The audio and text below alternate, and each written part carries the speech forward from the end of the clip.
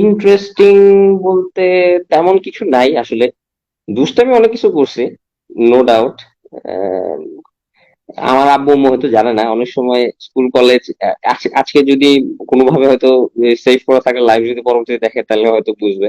অনেক সময় school college কিন্তু ফাঁকি দিছি, পালায় চলে গেছে, এই জায়গায় ওই জায়গায় ঘুরতে গেছি। খুব বেশি দিন করি নাই, বাট করা হয়েছে। এছাড়া মানে ক্লাস ফাঁকি দিতাম মোরলেস। ওইখানে ইয়া ছিল, আমাদের একটা স্পোর্টস রুম ছিল, ক্যারাম খেলতাম, এই খেলতাম ওই খেলতাম। তো মাঝে মাঝে ক্লাস ফাঁকি দিয়ে ওইখানে চলে যেতাম। আহ এই এইগুলাই আসলে। আর আমি খুব শাই ছিলাম স্কুল কলেজ লাইফে। স্কুল কলেজ লাইফে শাই ছিলাম বলতে, ফ্র্যাঙ্কলি বলি, এই যে রিলেশনশিপ বা গার্লফ্রেন্ড টাইপ এই টাইপের কিছু ছিল না কারণ হলো বিকজ আই ওয়াজ শাই। এই জন্য আমার মোস্ট অফ দা টাইম আমার ফ্রেন্ড সার্কেল মানে বয়েজ, অল দ্য বয়েজ। এবং আমার মানে এটা এটা পরবর্তীতে হয়তো আলোচনায় আসবে। সো যেটা বললাম, গার্লফ্রেন্ড কোনো ছিল না, গার্লফ্রেন্ড একজনই হয়েছে, ওই ওয়াইফ হয়েছে আলটিমেটলি। ওই she is the mother of my child.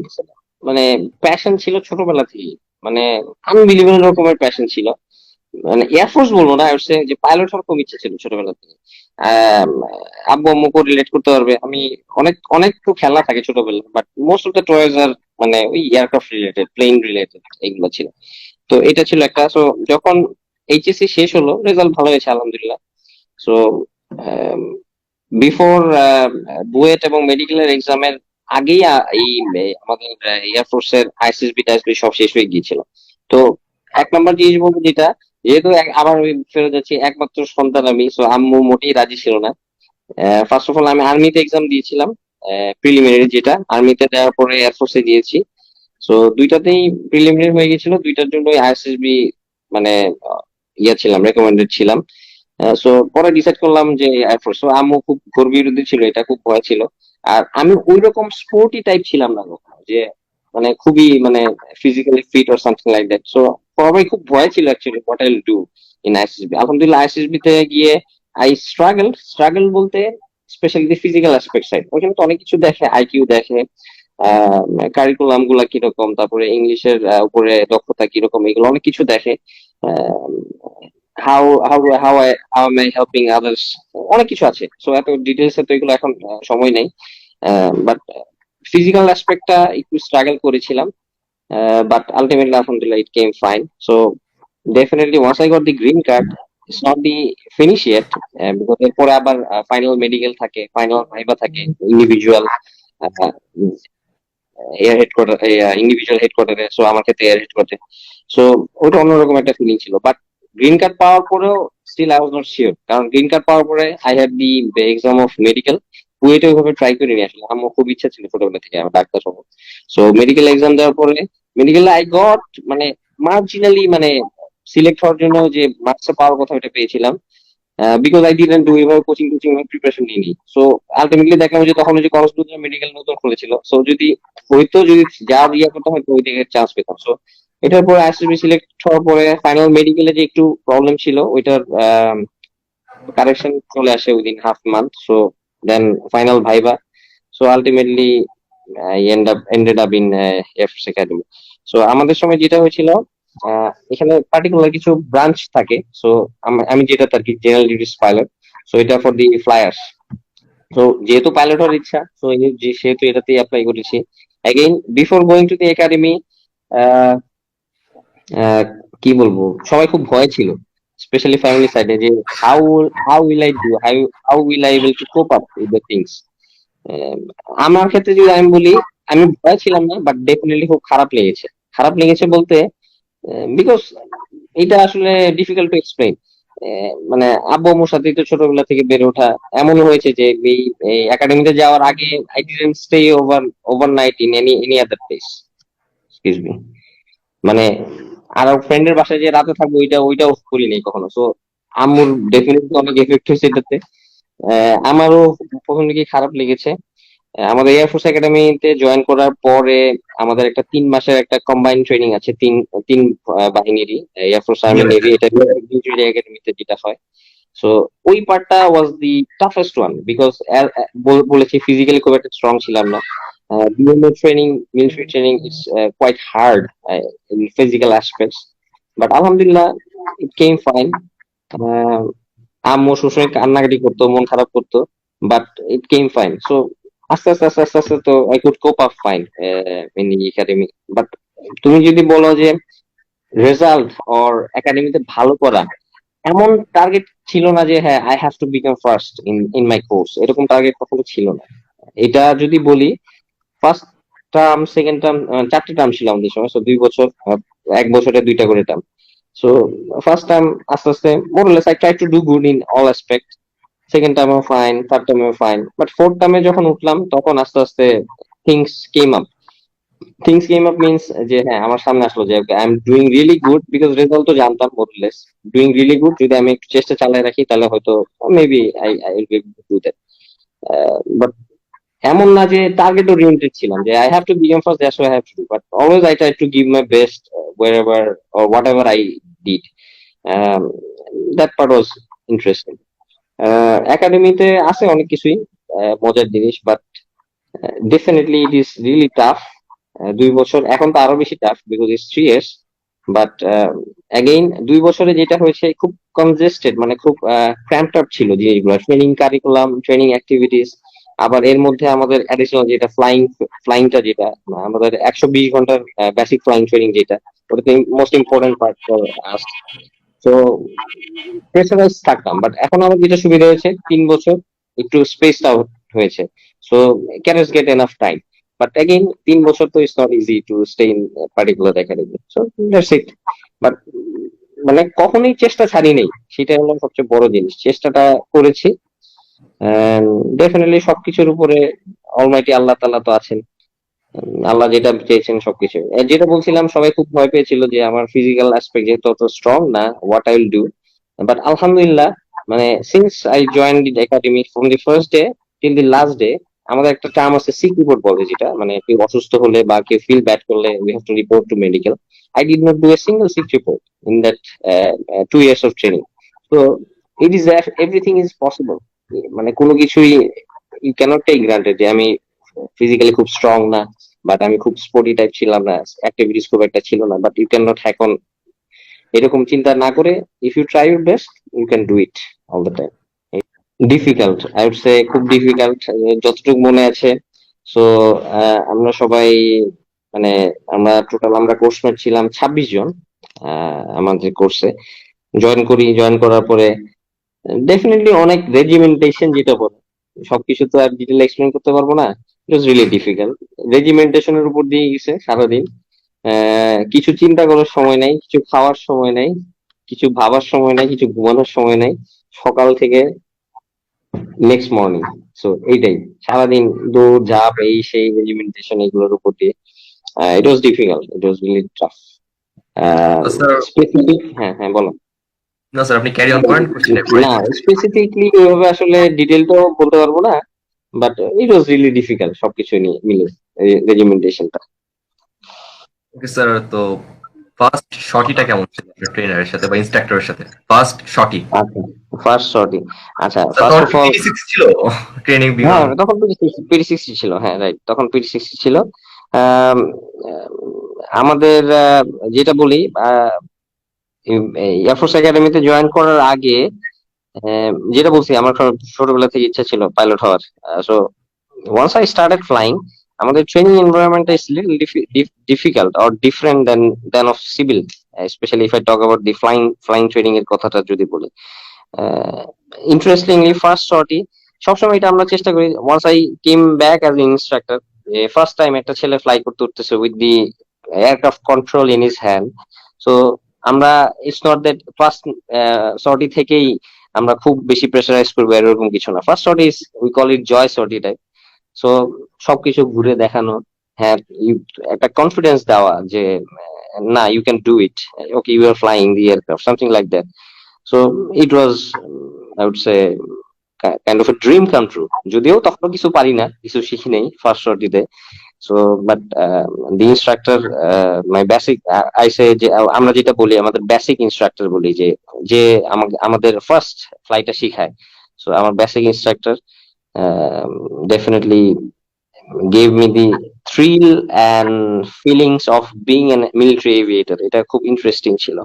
আম, আসলে উপরে আকাশ থেকে তো মাটি দেখা বা মাটিতে কি আছে না দেখা, এটা selected, I would say selected না, খুব কম মানুষই এই স্কোপটা পায়। I am not talking about যে প্যাসেঞ্জার হিসেবে, অ্যাজ এ পাইলট হিসেবে, অ্যাজ এ মানে কন্ট্রোলার অফ দি এয়ারক্রাফট হিসেবে। এটা মহান আল্লাহ তাআলা অবশ্যই একটা আল্লাহ তাআলা blessed me with this opportunity. So এটা আসলে beyond any words, how did I feel. And এটার জন্য definitely I am really grateful to my basic instructor, because এখন যদি এটার সাথে একটু জাস্ট কোরিলেট করি, এই মানে আমাদের এয়ারফোর্স কমিউনিটিটা একটু ছোট কমিউনিটি বলবো, মানে লিমিটেড অফিসার। যেমন আমার বেসিক ইনস্ট্রাক্টর যে ছিলেন স্যার, যখন আমাকে ফ্লাইং শিখালেন, আমি কিন্তু আস্তে আস্তে স্যারও সিনিয়র হচ্ছেন, আমিও আস্তে আস্তে সিনিয়র হলাম। তো আমি যখন আবার একাডেমিতে ব্যাক করলাম ফ্লাইং ইনস্ট্রাক্টর হিসেবে, সো এটা আমাদের পার্টিকুলার একটি স্কোয়াড্রন বলে। এটা আমাদের যে বেসিক ট্রেনিংটা হয়, এটা একটা পার্টিকুলার স্কোয়াড্রনের আন্ডারে। সো এই স্কোয়াড্রনের একজন ওসি থাকে, অফিসার কমান্ডিং থাকে। সো আমি যখন আবার ইনস্ট্রাক্টর হিসেবে ব্যাক করলাম ওই স্কোয়াড্রনে, সো আমার বেসিক যে ইনস্ট্রাক্টর ছিল, যে আমাকে ফার্স্ট টাইম ফ্লাইং এ নিয়ে গেল, ফ্লাইং শিখেলো, sir became OC of that squadron. So it was good feeling যে আমি আমার বেসিক ইনস্ট্রাক্টর আন্ডারে সার্ভ করতেছি। So sir also felt the same, এরকম অনেক ইন্টারাকশন হয়েছে। So again, the same thing, the teachers, importance of teachers, the contribution of the instructors, it is beyond anything. G sir, বললাম প্রথম শটই, এবং sir এবার যাবো স্যার প্রথম সোলো শটই, একার হাতেই স্যার চলো, হ্যাঁ জি স্যার চলো চলো সেইটা জি স্যার কেমন ছিল স্যার? এটা এটা তো অবশ্যই একটা ইম্পর্টেন্ট পার্ট। এটা ডেফিনেটলি, এটা এটা আমাদের অ্যারাউন্ড পার্টিকুলার কিছু টাইম অ্যারাউন্ড কয়টা শটই টোটাল, 8টা 10টা, ওকে 20টা শটির পরে ফার্স্ট সলো শটিটা যদি মানে কোয়ালিফাইড করা হয়, then cadet goes for a solo sortie. So আমার ক্ষেত্রে যেটা মনে আছে সেম। এটার আবার সলো চেক বলে, একটা সলো চেক নেয় হলো যে স্কোয়াড্রন কমান্ডার থাকে, কি অফিসার কমান্ডিং থাকে, সে নেয়। তো এরকম এসে আমার খুব একটা ভালো হয়নি সলো চেকটা। আমার মনে আছে স্যার যখন সলো চেকতে মানে লাস্ট ল্যান্ডিং ফেজটা হলো ইম্পর্টেন্ট, ল্যান্ডিং এর সময় আমাকে স্যার বলছিলেন, তখন আমার যে সলো চেক নিয়েছিলেন যে ওসি স্যার ছিলেন, মানে ল্যান্ডিং এর জাস্ট আগে আগে আমাকে স্যার জাস্ট জাস্ট টু মানে শেয়ার, মানে ককপিট এনভায়রনমেন্ট ইজ নট যে একদম চুপচাপ ভালোভাবে ভাই এই সেই বলে টলে শেখানো, অনেক কিছু হয় ককপিটে, ওইটা I will not disclose. But এমন একটা কথা বলেছিলেন যে হ্যাঁ তুমি এটা যদি পারলে পারো, না পারলে ইউ আর গন। তো আমার ল্যান্ডিংটা খুব একটা বেশি ভালো হয়নি আসলে, ওই লাস্ট সলো চেকের ইয়ারটা ল্যান্ডিংটা। তো আই থট যে ওকে গন, আমি তো পারবো না মনে হয়, I have to reappear this solo check. So I was really sad. So that time আমরা আরটি কমিউনিকেশন, যে রেডিও কমিউনিকেশনটা করা হয় এয়ারক্রাফট টাওয়ারের কন্ট্রোলারের সাথে, সো জি স্যার। কন্ট্রোলার কে একটা কল দিতে হয়, এই যে আমাদের একটা ইন্ডিভিজুয়াল কল সাইন থাকে প্রত্যেকটা পাইলটের। সো যেহেতু আমি সলো চেকে স্যারের সাথে গিয়েছিলাম, স্যারের সাথে স্যারের কল সাইনে ফ্লাই করেছি, সলো চেক দিয়েছি, তো এখন আমাকে যদি সলো পাঠাতে হয়, স্যারকে ওই কল সাইনটা আবার বলে দিতে হবে টাওয়ারে। সো আমি মন খারাপ করে আছি, মনে হচ্ছে তো সলো পাইনি। সো এয়ারক্রাফটে এসে থামালাম, থামানোর পরে আর বললো কি পারবা জিতে? আমি তো চুপ চুপ করে আছি। আমি তো মনে হচ্ছে না কি বলবো, আমি তাও বললাম যে ইয়েস স্যার। তারপরে স্যার দেখলাম স্যার কল দিল এই এয়ার ট্রাফিক কন্ট্রোলারকে, যে এই call sign will be responsive. So sir mention যে স্যারের কল সাইনের বদলে এখন আমার call sign. That was the moment I understood okay I am going to go for solo. তারপরে ওখানেই স্যার অনেক কিছু ব্রিফ টিপ করে দিলেন, এইভাবে করে আহ, গেলাম নিজের কল সাইন। যখন টেক অফ করলাম, ফার্স্ট সলো মিশনটা খুব শর্ট হয় যদিও, বাট টেক অফ করার পরে it feel different. No one is sitting at my back as instructor, I am flying the aircraft, I am controlling the aircraft, everything is on me. So মানে অন্যরকম একটা feelings, যেটা বলবো মানে মনে হলো কি যে অন্য একটা জায়গায়, অন্য একটা ওয়ার্ল্ডে চলে আসলাম, একদম শুনশান নিরাপত্তা। হ্যাঁ কল চলতেছে, রেডিওতে আর্টিকল গুলা চলতেছে, বাট শুনশান নিরাপত্তা, কেউ কোনো কথা বলতেছে না। I am flying the aircraft, I'm looking downwards, কি হচ্ছে না হচ্ছে। The confidence you get, the feelings you get, okay, you have achieved something. So it is a fantastic feeling. এটা excellent feeling. First day of school ওইভাবে তো আসলে মনে নাই, খুব বেশি দিন আগের কথাও না, প্রায় অলমোস্ট 17 ইয়ার্স হয়ে গিয়েছে। তারপরেও অল্প অল্প কিছুটা মনে আছে। নার্ভাস ছিলাম বলতে আমি ক্লাস মানে শুরু থেকে স্কুল লাইফের শুরু থেকে আপ টু ক্লাস 6 পর্যন্ত সবসময় আমি ক্যান্টনমেন্টের মধ্যেই ছিলাম। বেসিক্যালি আমার জন্ম এবং বেড়ে ওঠা হলো চিটাগং এ। সো চট্টগ্রাম যদি বলি এখন হলো চট্টগ্রাম। সো ওখানকার চট্টগ্রাম ক্যান্টনমেন্ট বোর্ড স্কুলে আমি ছিলাম ক্লাস 4 পর্যন্ত। তারপরে সাভারে আসা হয় আব্বু এবং আম্মুর চাকরি সূত্রে। তারপরে সাভারে আসার পরে প্রথমে ক্লাস 5 এবং ক্লাস 6 দুইটাতে ছিলাম হলো সাভার ক্যান্টনমেন্ট বোর্ড স্কুলে। বাট পাবলিক স্কুল এন্ড কলেজে ফার্স্ট টাইম মানে যাত্রা শুরু 6 এর শেষে এবং 7 এর শুরু থেকে। তো নার্ভাস ছিলাম এই কারণে বলতেছি, কারণ আমার আম্মু নিজে টিচার। সো আম্মু টিচার ছিলেন, চিটাগং ক্যান্টনমেন্ট বোর্ড স্কুলের টিচার ছিলেন, সাভার ক্যান্টনমেন্ট বোর্ড স্কুলের টিচার ছিলেন। সো মানে মোরলেস সবসময় আম্মুর সাথেই যাতায়াত করা হতো স্কুলে। আহ, এই জন্য বলতেছি যে ক্লাস 7 এ যখন ক্লাস 6 এর শেষে যখন শিফট হলাম ক্যান্টনমেন্ট পাবলিক স্কুলে, তখন ডেফিনেটলি একটু একা হয়ে গিয়েছি যেহেতু আম্মু ছিল না। ওই পরিচিত গণ্ডির বাইরে বের হওয়ার সুযোগ হয়েছে for the first time. So যেটা মনে আছে, নার্ভাস ছিলাম। ইন্ট্রোডাকশন যেটা ছিল ক্লাস 7 এর ফার্স্ট ডেতে, ডেফিনেটলি ডিফারেন্ট সেকশন ছিল। আহ, আমার যতটুকু মনে পড়ে আমি খুব সম্ভবত খ শাখায় ছিলাম যতটুকু মনে পড়ে। So new school, new faces, কেউ কাউকে তো চিনতাম না আগে থেকে। সো একদম শুরু থেকে যদি বলি নার্ভাস ছিলাম, ফ্রেন্ডস ছিল না, টিচাররা সবাই নতুন, স্টুডেন্টরা সবাই নতুন। সো ডেফিনেটলি নার্ভাস ছিলাম, বাট আলটিমেটলি যেটা হয়েছে আস্তে আস্তে ওরিয়েন্টেড হয়েছি। এবং ডেফিনেটলি তোমরা সবাই জানো যেটা সাভার ক্যান্টনমেন্ট, যদি আমি বলি স্পেশাল আমি যখন ছিলাম তখন দেখেছি খুবই কম্পিটিটিভ ছিল। সো স্টুডেন্ট হিসেবে খুব একটা খারাপ ছিলাম না কখনো। সো ক্যান্টনমেন্ট বোর্ডে যখন ছিলাম, সো তখন ক্যান্টনমেন্ট বোর্ডের result wise, roll number wise প্রথম দিকেই থাকতো। বাট পাবলিকে যখন গেলাম, সো ফার্স্ট এক্সামে বড়সড় ধাক্কা খেয়েছি, অনেক পিছনের দিকে চলে গেছে। দ্যাট টাইম আই আন্ডারস্টুড যে how competitive the things are. So সবকিছু মিলে first day school was difficult, এবং প্রথম দিকে একটু কোপ আপ করতে একটু সময় লাগছিল। বাট আলটিমেটলি যেটা হয়েছে ইন্টারেস্টিং জিনিস যদি যেটা বলো, ডেফিনেটলি সব স্যারদের ম্যাডামদেরকে প্রচন্ড রকমের ভয় পেতাম, যেটা এখন আছে বাট অনেক কম লেভেলে আমি বলবো। But respect always is there for them. But সবসময় যেটা হয়েছে ওনারা খুব হেল্প করতেন, সবকিছু নিয়ে অনেক কিছু নিয়ে হেল্প করতেন। আমি ওই আমাদের এক্স ক্যাপে একটা স্টোরি শেয়ার করেছিলাম, যে এটা প্রবাবলি সবাই দেখেছে বা পড়েছে। আমার ক্লাস 7 এরই কথা, এটা শারীরিক শিক্ষা এক্সামে আর কি, খুব সম্ভবত এটা ফাইনাল এক্সাম ছিল। বার্ষিক পরীক্ষা ছিল, বার্ষিক পরীক্ষা এরকম কার খাতা কপি করতে গিয়ে, কপি না বলছে মানে কাইন্ড অফ নকল টাইপ আর কি। এখানে অনেকদিন হয়ে গেছে, so I am explaining the things. যে কপি করতে গিয়ে আজিজ স্যারের কাছে, আজিজ স্যার অ্যাকচুয়ালি, স্যার তো ওই সাবজেক্টের না, স্যার ভাইস প্রিন্সিপাল ছিলেন তখন। স্যার তখন এসে আমাকে মানে স্যারও এমনি জাস্ট ভিজিটে এসেছিলেন আর কি, ইনভিজিলেটরও ছিলেন, এমনি ভিজিট এসে তখন দেখলেন, দেখার পরে মানে জিনিসটা এরকম কি, মানে কখনো স্যাররা কি একটা জিনিস, সবসময় স্যাররা বা ম্যাডাম হিউমিলিয়েট করতেন না, কাইন্ড অফ ওইটা ফান হিসেবেই স্যাররা জিনিসটা হ্যান্ডেল করতেন। সো আজিজ স্যারও সেটাই করেছেন, যে ডায়াসের উপরে নিয়ে দাঁড় করিয়ে বললেন যে আচ্ছা দেখো এইসব, এই গাধাটাকে দেখো, যে অন্য এক্সামে নকল করলে করো, শারীরিক শিক্ষা এক্সামে কি কেউ নকল করে নাকি, দেখো।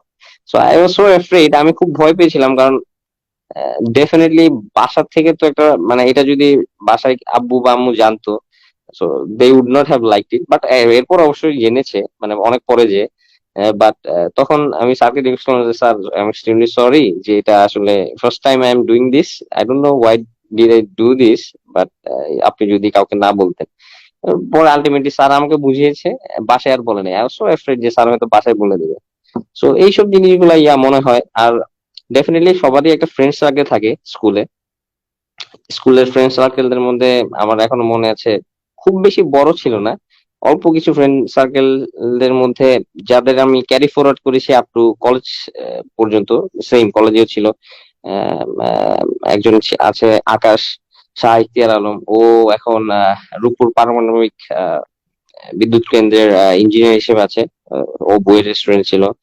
আরেকজন আছে সৌরভ, ও কলেজ পর্যন্ত ছিল। ও একটা বেসরকারি কোম্পানিতে জব করছে ইঞ্জিনিয়ারিং এ, নর্থ সাউথ থেকে গ্রাজুয়েশন শেষ করে। অর্ণব, তারপরে মেহরাব, দীপ দীপ এখন ইউএসএ তে আছে। সো তারপরে রিফাত শোভন ও ইউএসএ তে আছে, মাসরুর, তারপরে আনোয়ারুল আইবিদিন, টাইফুন, অনেক অনেক ফ্রেন্ডের কথা মনে পড়ে, যদিও আসলে ব্যস্ততার কারণে এটা আমার লাইফের ওয়ান অফ দি মানে রিগ্রেটস হচ্ছে যে কারোর সাথে ওইভাবে যোগাযোগ মেনটেন করা সম্ভব হয়নি স্কুল বা কলেজের পর থেকে এই ব্যস্ততার কারণে, বাট চেষ্টা করি ডেফিনেটলি। ওদের সাথে অনেক অনেক মজার মজার স্মৃতি আছে। খেলাধুলার ব্যাপারে একটু ডিসকারেজ করতো আব্বু আম্মু, কারণ আমি হয়তো ভয় ছিল কিছু, যে আম্মু আসলে বলুন তো, আমি একমাত্র সন্তান যেহেতু সবসময় আম্মুর সাথেই ছিলাম স্কুল লাইফে।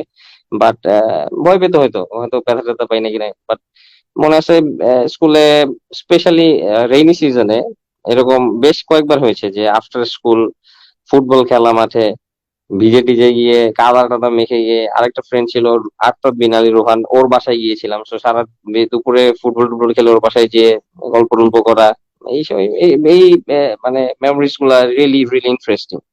কখনোই they are not free, so always they remain busy. So আমাদের দেশে আই উড সে যে অনেক ক্ষেত্রেই দেখা যায় যে টিচারদের যে টিচিং যে প্রফেশনটা, এটা আসলে enough respect we do not give, আর ভ্যালুটা ওইভাবে করা হয় না। সো স্যার ম্যাডামদের তুমি অলরেডি উল্লেখ করেছো, স্পেশালি আই রিমেম্বার আজিজ স্যারের কথা, মামুন স্যারের কথা, সেলিনা ম্যাডাম ছিল ইংলিশে, সেলিনা ম্যাডাম, তারপরে আঞ্জুমান আরা ম্যাডাম বাংলার, পারভেজ স্যার। বাট মানে স্যার ম্যাডামরা আসলে কি পরিমাণ সাপোর্ট দিয়েছেন, মানে এটা আসলে বলে বোঝানোর মতো না। এবং এখন আমি বলি যে আমাদের SSC HSC, specially SSC 2007 batch Savar cantonment public স্কুলের, মানে আমি যদি হিস্ট্রি দেখি, মোরলেস ফেসবুক আছে, ফ্রেন্ড হিসেবে আছে সবাই, এভরি ওয়ান ইজ মানে শাইনিং ইন দ্য লাইফ, সবাই কোনো না কোনো ভালো জায়গায় আছে। এবং even when we were in school, I remember class 8 এর বৃত্তি পরীক্ষায় আউট অফ, এক্সাক্ট নাম্বারটা হয়তো মনে নাই, রাফলি আউট অফ মেবি 45 or 46, আমরা 44 সবাই বৃত্তি পেয়েছিলাম, এর মধ্যে ট্যালেন্ট পুলে ছিল 30+। এসএসসি তেও ইট হ্যাপেন, অ্যারাউন্ড একজন বা দুইজন জিপিএ 5 পায় নাই, সবাই জিপিএ 5 পেয়েছিল। So this achievement of the students definitely, এটার বড় একটা credit goes to the all the teachers. I would also like to mention যে মানে নট অনলি স্কুল, ডেফিনেটলি যেহেতু আমি ক্যান্টনমেন্ট কলেজেও ছিলাম, কলেজেও সেম। কলেজে আসলে ওঠার পরে কি হয়েছে, সবার ক্ষেত্রে হয় নাকি আমি জানি না, বাট আমি একটু দুষ্টামি টাইপের একটু বেশি বেশি বেড়ে গেছিল মনে হয় কলেজে উঠে, এই জন্য রেজাল্ট আসলে কলেজের মানে এক্সাম গুলোর রেজাল্ট অত ভালো হচ্ছিল না। বাট মোরলেস সবাই মানে টিচাররা মোরলেস কনফিডেন্ট ছিল যে না, I will be able to do good in the actual exam. তো কলেজে রেহানা ম্যাডামের কথা মনে আছে, সুনীল স্যারের কথা মনে আছে। 2016 there was a reunion in the cantonment college, both school and কলেজের ক্ষেত্রে, সেখানে গিয়েছিলাম। রেহানা ম্যাডামের সাথে প্রায়ই আমার কথা হয়, ম্যাডাম ফোন দেয়, খোঁজ খবর নেয়, যদি আমি সুযোগ পাই না, আমার করার কথা যেটা খোঁজ খবর নেওয়া, সেটা আমি করতে পারি না, বাট ম্যাডাম ফোন দিয়ে খোঁজ খবর নেয়। সো এই যে আসলে এই বন্ডিংটা, এটা ভেরি ইম্পর্টেন্ট। মানে স্যার ম্যাডামরা তো এখন আসলে অনেক দিন হয়ে গেছে, অনেক সিনিয়র হয়ে গেছেন, অনেকের যারা ছিলেন আমাদের সময় স্কুলে অনেকেই নাই, রিটায়ারমেন্টে চলে গিয়েছেন। বাট এখন তাদের প্রাপ্তি হলো এটাই যে তারা যাদেরকে পড়িয়েছেন বা যাদের গাইড করেছেন, আহ, সেই স্টুডেন্টরা এক একজন এক একটা ভালো ভালো জায়গায় আছে। সেই স্টুডেন্টরা যদি তাদেরকে মনে রাখে, তাদের এই কন্ট্রিবিউশনটা অ্যাকনলেজ করে, সেই ক্ষেত্রে সেটাই তাদের প্রাপ্তি। এটা দেখে মানে তাদের আই থিঙ্ক মানে ভালো লাগার কথা। এটা আমি তো বলি, আমি যেহেতু ফ্রম এ টিচার্স ফ্যামিলি, আমার আমার আম্মুকেও আমি দেখি যে আম্মু খুব মানে খুশি হয় যখন কোনো একজন প্রাক্তন স্টুডেন্ট তাকে, আম্মু অলরেডি রিটায়ারমেন্ট চলে গিয়েছে, সো পুরোনো একজন স্টুডেন্ট যখন আম্মুকে ফোন দেয়, সে কি পরিমাণ খুশি হয় সেটা আই আন্ডারস্ট্যান্ড। সো এটা আমাদের সবারই করা উচিত। যদি আমি নিজে এটা খুব একটা মেনটেন করতে পারি না ব্যস্ততার কারণে, বাট ডেফিনেটলি সবার চেষ্টা করা উচিত।